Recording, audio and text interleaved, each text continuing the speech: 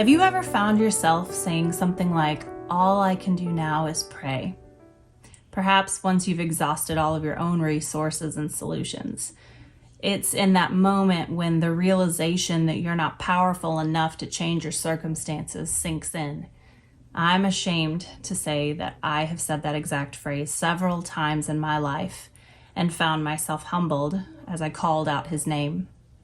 I imagine God leaning down to hear my prayer and thinking in a gentle voice, "It's about time. I've been here all along waiting for you." You see, he is a loving and gracious Father. He has good things stored up for you. He can lead and guide like no other.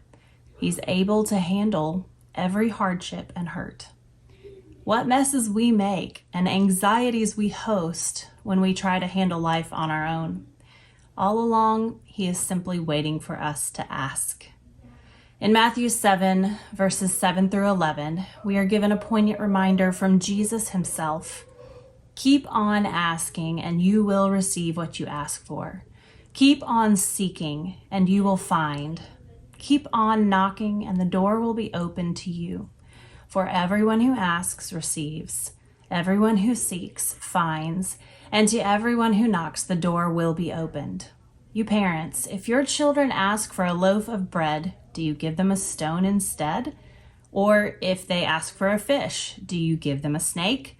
Of course not. So if you sinful people know how to give good gifts to your children, how much more will your heavenly Father give good gifts to those who ask him? He's saying, I'm listening if you will just speak. I'm here to be found if you will just look up.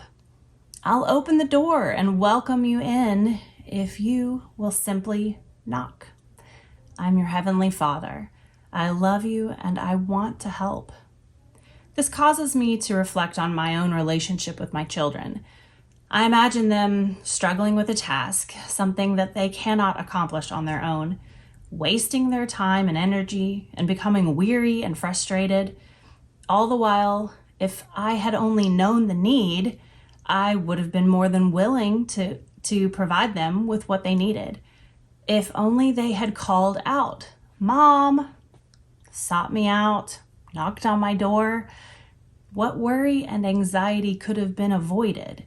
What time was lost on their efforts? What meaningful connections, bonds of love, and foundations of trust could have been built if they had allowed me into their struggle and asked for my help. In the same way that my children need to take action to receive my help, we have to take action too. Do you trust the Lord? I urge you to make his throne room your first stop. I'm not saying you'll always get what you ask for, but I am saying that if anyone has your best interest in mind, he does. You see, prayer is a path to peace. It's the easiest and most effective thing that you can do when dealing with the mess.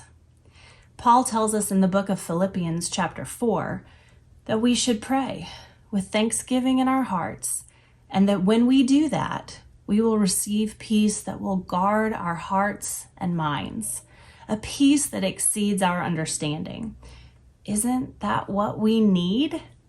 Maybe you're thinking, no, I need an answer, a solution, a quick fix. However, when we truly trust someone, that means that we don't worry about the outcome anymore. We trust them, which is why we asked them, and now we let go. We don't need to know how or when. We can rest in the comfort that what we have asked for will be taken care of. We can be at peace. You're his child. He's your Father. He is waiting for you to look up and say, "I need you," so that he can step in and do what only he can do, bring peace. I encourage you to make daily prayer, if not hourly prayer, a part of your life. Be bold with your requests and trust him with the outcome. He has only good in store for you. He has provision in store for you. He has miracles in store for you. He has peace in store for you.